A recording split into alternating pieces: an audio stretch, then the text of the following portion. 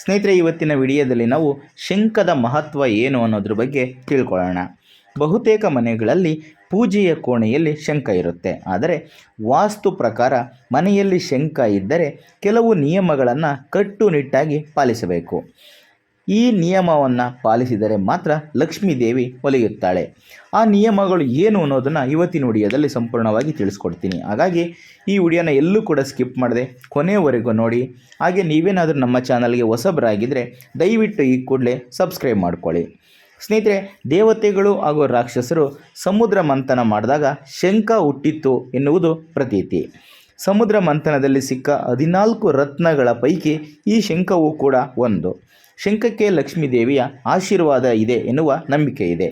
ಮನೆಯಲ್ಲಿ ಶಂಖವನ್ನು ಇಟ್ಟುಕೊಂಡು ಪೂಜಾ ಸಮಯದಲ್ಲಿ ಶಂಖವನ್ನು ಊದುತ್ತಿದ್ದರೆ ಮನೆಗೆ ಅದೃಷ್ಟ ಬರುತ್ತದೆ ಎಂದು ಶಾಸ್ತ್ರ ಹೇಳುತ್ತೆ.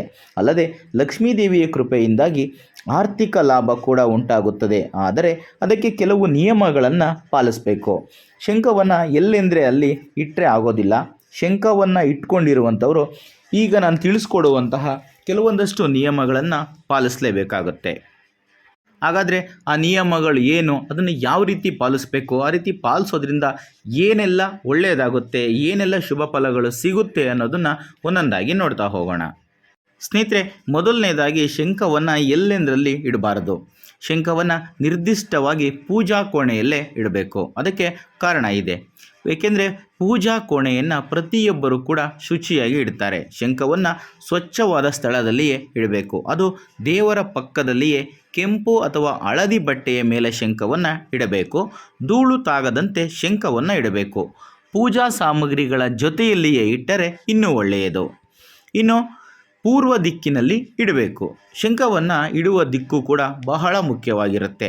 ನಿಮ್ಮ ಮನೆಯ ಪೂಜಾ ಕೋಣೆಯು ಪೂರ್ವ ದಿಕ್ಕಿನಲ್ಲಿ ಇದ್ದರೆ ತುಂಬ ಒಳ್ಳೆಯದು. ಅದೇ ಥರ ಶಂಖವನ್ನು ಇಡುವಾಗ ಪೂರ್ವ ದಿಕ್ಕಿನಲ್ಲಿಯೇ ಇಡಬೇಕು. ಪೂರ್ವ ದಿಕ್ಕಿನಲ್ಲಿ ಇಟ್ಟರೆ ಮನೆಯಲ್ಲಿ ಸಕಾರಾತ್ಮಕತೆ ತುಂಬಿಕೊಳ್ಳುತ್ತದೆ. ಪೂರ್ವ ದಿಕ್ಕಿನಲ್ಲಿ ಇಡುವುದು ಸಾಧ್ಯವಾಗದೇ ಇದ್ದರೆ ವಾಯುವ್ಯ ದಿಕ್ಕಿನಲ್ಲಿ ಕೂಡ ಇಡಬಹುದು. ಈ ದಿಕ್ಕಿನಲ್ಲಿ ಇಟ್ಟರೆ ಲಕ್ಷ್ಮೀ ದೇವಿಯ ಆಶೀರ್ವಾದ ನಿಮ್ಮ ಮೇಲೆ ಸದಾ ಇರುತ್ತದೆ. ಇನ್ನು ಶಂಖವನ್ನು ಸುಮ್ಮನೆ ಊದಬಾರದು. ಶಂಖವನ್ನು ಕೆಲವೊಂದಷ್ಟು ಮಂದಿ ಯಾವ್ಯಾವುದೋ ಹೊತ್ತಲ್ಲಿ ಸುಮ್ಮನೆ ಊದುತ್ತಾ ಇರ್ತಾರೆ. ಹಾಗೆ ಶಂಖವನ್ನು ಊದುವುದು ಒಳ್ಳೆಯದಲ್ಲ. ಪೂಜೆಯ ಮೊದಲು ಮತ್ತು ಪೂಜೆಯ ನಂತರ ಮಾತ್ರ ಶಂಖವನ್ನು ಊದಬೇಕು. ಕಾರಣವಿಲ್ಲದೆ ಊದಬಾರದು. ಪೂಜೆಯ ಸಮಯದಲ್ಲಿ ಶಂಖ ಊದುವುದರಿಂದ ಪರಿಸರ ಶುದ್ಧವಾಗುತ್ತದೆ ಮತ್ತು ಸಕಾರಾತ್ಮಕತೆ ತುಂಬಿಕೊಳ್ಳುತ್ತದೆ. ನಿಮ್ಮ ಮನೆಯಲ್ಲಿ ಸುಖ, ಶಾಂತಿ, ನೆಮ್ಮದಿ ಉಂಟು ಮಾಡುತ್ತದೆ. ಇನ್ನು ಶಂಖವನ್ನು ನೆಲದ ಮೇಲೆ ಇಡಬಾರದು. ಶಂಖವನ್ನು ಯಾವುದೇ ಕಾರಣಕ್ಕೂ ನೆಲದ ಮೇಲೆ ಇಡಬಾರದು. ಶಂಖವನ್ನು ನೆಲದ ಮೇಲೆ ಇಟ್ಟರೆ ಅದಕ್ಕೆ ಅಗೌರವ ಸಲ್ಲಿಸಿದಂತೆ ಆಗುತ್ತದೆ ಎಂದು ಶಾಸ್ತ್ರ ಹೇಳುತ್ತೆ. ಹಾಗಾಗಿ ಶಂಖವನ್ನು ಶುದ್ಧವಾದ ಬಟ್ಟೆಯ ಮೇಲೆ ಇಡಬೇಕು. ಶಂಖವನ್ನು ಸ್ವಚ್ಛಗೊಳಿಸುವಾಗಲೂ ನೀರಿನಿಂದ ತೊಳೆದು ತೆಗೆದು ಬಟ್ಟೆಯಲ್ಲಿ ಒರೆಸಿ ಬಟ್ಟೆಯಲ್ಲಿಯೇ ಸುತ್ತಿ ಇಡಬೇಕು. ಶಂಖದಲ್ಲಿ ನೀರು ಉಳಿಯದಂತೆ ಒಣ ಬಟ್ಟೆಯಲ್ಲಿ ಒರೆಸಿ ಇಡುವುದು ತುಂಬ ಸೂಕ್ತ.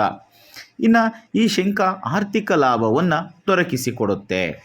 ಆರ್ಥಿಕ ಲಾಭವನ್ನು ತಂದುಕೊಡುವ ಶಕ್ತಿಯು ಶಂಖಕ್ಕೆ ಇದೆ. ಅದಕ್ಕಾಗಿ ನೀವು ಪೂಜೆಯ ನಂತರ ಶಂಖಕ್ಕೆ ಗಂಗಾ ಜಲವನ್ನು ತುಂಬಿಸಿ ಮನೆಯ ತುಂಬ ಚುಮುಕಿಸಬೇಕು. ನಂತರ ಶಂಖವನ್ನು ಶುದ್ಧ ಮಾಡಿಟ್ಟು ಲಕ್ಷ್ಮೀ ದೇವಿಯ ಪೂಜೆಯನ್ನು ಮಾಡಬೇಕು. ಇದರಿಂದಾಗಿ ಮನೆಯಲ್ಲಿರುವ ನಕಾರಾತ್ಮಕ ಶಕ್ತಿಗಳು ದೂರವಾಗುತ್ತವೆ, ಸಕಾರಾತ್ಮಕ ಶಕ್ತಿ ನೆಲೆಸುತ್ತದೆ.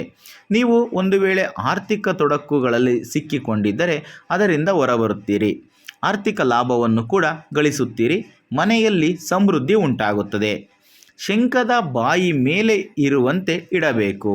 ಅಂದರೆ ಶಂಖದ ಬಾಯಿ ಭಾಗ ಏನಿದೆ ಅದು ಮೇಲೆ ಕಾಣಿಸೋ ಥರ ಮೇಲ್ಭಾಗಕ್ಕೆ ಬರೋ ಥರ ಇಡಬೇಕು.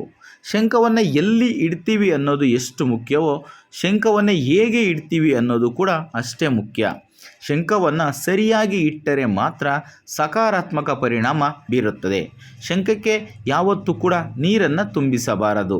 ಶಂಖದ ಬಾಯಿಯನ್ನು ಯಾವಾಗಲೂ ಮೇಲೆಯೇ ಇರುವಂತೆ ಇಡಬೇಕು. ಇದರಿಂದ ಶಂಖಕ್ಕೆ ಸಕಾರಾತ್ಮಕ ಶಕ್ತಿ ಬರುತ್ತದೆ.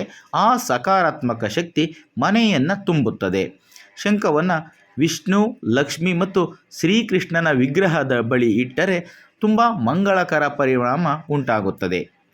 ಇನ್ನು ಶಂಖವನ್ನು ಊದಿದ ಬಳಿಕ ಅದನ್ನು ಶುದ್ಧೀಕರಿಸಲೇಬೇಕು. ಶಂಖವನ್ನು ಊದಿದ ಬಳಿಕ ಅದನ್ನು ಶುದ್ಧ ಮಾಡಲು ಅನೇಕರು ಮರ್ತು ಬಿಡ್ತಾರೆ. ಹಾಗೆ ಮಾಡಬಾರ್ದು. ಪ್ರತಿ ಸಲ ಶಂಖವನ್ನು ಬಳಸಿದಾಗಲೂ ಕೂಡ ಅದನ್ನು ಶುದ್ಧೀಕರಿಸುವಂತಹ ಪದ್ಧತಿಯನ್ನು ರೂಢಿಸಿಕೊಳ್ಳಬೇಕು. ಶಂಖವನ್ನು ಊದಿದ ಬಳಿಕ ನೀರು ಮತ್ತು ಗಂಗಾಜಲ ಬೆರೆಸಿದ ಒಂದು ಪಾತ್ರೆಯಲ್ಲಿ ಶಂಖವನ್ನು ಹಾಕಿ ಹೊರತೆಗೆಯಬೇಕು. ನಂತರ ಅದನ್ನು ಶುದ್ಧವಾದ ಬಟ್ಟೆಯಿಂದ ಒರೆಸಿ ಇಡಬೇಕು. ಶಂಖ ಶುದ್ಧವಾಗಿದ್ದರೆ ಮನೆಯು ಕೂಡ ಶುದ್ಧವಾಗಿ ಇರುತ್ತದೆ. ಸ್ನೇಹಿತರೆ, ಈ ಒಂದು ಮಾಹಿತಿ ತುಂಬ ಜನಕ್ಕೆ ಗೊತ್ತಿರಲ್ಲ. ಕೆಲವರು ಮನೆಯಲ್ಲಿ ಶಂಖ ಇರುತ್ತೆ, ಇನ್ನು ಕೆಲವರು ಮನೆಯಲ್ಲಿ ಇದು ಇರೋದಿಲ್ಲ. ಕೆಲವರು ಮನೆಯಲ್ಲಿ ಇಟ್ಟಿದ್ರೆ ಕೆಲವರು ಅದನ್ನು ತುಂಬ ಶ್ರದ್ಧಾಭಕ್ತಿಯಿಂದ ಪೂಜಿಸ್ತಾರೆ, ನೀಟಾಗಿ ಸ್ವಚ್ಛವಾಗಿ ಇಟ್ಕೊಂಡಿರ್ತಾರೆ. ಇನ್ನು ಕೆಲವೊಂದಷ್ಟು ಜನ ಶಂಖವನ್ನು ಇಟ್ಟಿರ್ತಾರೆ, ಆದರೆ ಅದನ್ನು ಶುದ್ಧವಾಗಿ ಇಟ್ಕೊಂಡಿರೋದಿಲ್ಲ. ಯಾವ ರೀತಿ ಅದನ್ನು ಪೂಜೆ ಮಾಡಬೇಕು, ಯಾವ ರೀತಿ ಉಪಯೋಗಿಸ್ಬೇಕು, ಯಾವ ಸಮಯದಲ್ಲಿ ಊದಬೇಕು ಅನ್ನೋದು ಕೂಡ ಕೆಲವೊಂದಷ್ಟು ಜನಕ್ಕೆ ಗೊತ್ತಿರಲ್ಲ. ಆದರೆ ನಮ್ಮ ಮನೆಯಲ್ಲಿ ಶಂಖ ಇದೆ ಅಂತ ಅಷ್ಟೇ ಮಾತ್ರ ಅಂದ್ಕೊಂಡಿರ್ತಾರೆ, ಅದರಿಂದ ಏನೋ ಒಳ್ಳೆಯದಾಗುತ್ತೆ ಅಂತ ಅಂದ್ಕೊಂಡಿರ್ತಾರೆ. ಆದರೆ ನಾವು ಯಾವುದೇ ಕೆಲಸ ಮಾಡಲಿ, ಯಾವುದನ್ನೇ ಪೂಜೆ ಮಾಡಲಿ, ಪ್ರತಿಯೊಂದನ್ನು ಕೂಡ ನಿಯಮಬದ್ಧವಾಗಿ ಮಾಡಿದ್ರೆ ಮಾತ್ರ ಸಕಾರಾತ್ಮಕ ಶಕ್ತಿ ಬರುವಂಥದ್ದು. ಹಾಗಾಗಿ ಈಗ ನಾನು ತಿಳಿಸಿಕೊಟ್ಟಂತಹ ರೀತಿಯಲ್ಲಿ ನೀವು ಶಂಖವನ್ನು ಬಳಸಿದ್ದೇ ಆದರೆ ಖಂಡಿತ ನಿಮಗೆ ನಿಮ್ಮ ಮನೆಗೆ ಸಕಾರಾತ್ಮಕ ಶಕ್ತಿ ತುಂಬುತ್ತೆ. ಸ್ನೇಹಿತರೆ, ಇದಿಷ್ಟು ಇವತ್ತಿನ ವಿಡಿಯೋದಲ್ಲಿನ ಮಾಹಿತಿ. ಈ ಒಂದು ಮಾಹಿತಿ ನಿಮಗೆ ಇಷ್ಟ ಆದರೆ ಈ ವಿಡಿಯೋಗೆ ಒಂದು ಲೈಕ್ ಕೊಡಿ. ಹಾಗೆ ಈ ವಿಡಿಯೋನ ಶೇರ್ ಮಾಡೋದನ್ನು ಮಾತ್ರ ಯಾವುದೇ ಕಾರಣಕ್ಕೂ ಮರಿಬೇಡಿ. ಇಂಥದ್ದೇ ಮತ್ತಷ್ಟು ಮಾಹಿತಿಗಳಿಗಾಗಿ ನಮ್ಮ ಚಾನಲನ್ನು ಸಬ್ಸ್ಕ್ರೈಬ್ ಮಾಡಿಕೊಂಡು ಪ್ರತಿನಿತ್ಯ ನೋಡ್ತಾ ಇರಿ. ಮುಂದಿನ ವಿಡಿಯೋದಲ್ಲಿ ಮತ್ತೊಂದು ಹೊಸ ಮಾಹಿತಿಯೊಂದಿಗೆ ಸಿಗ್ತೀನಿ.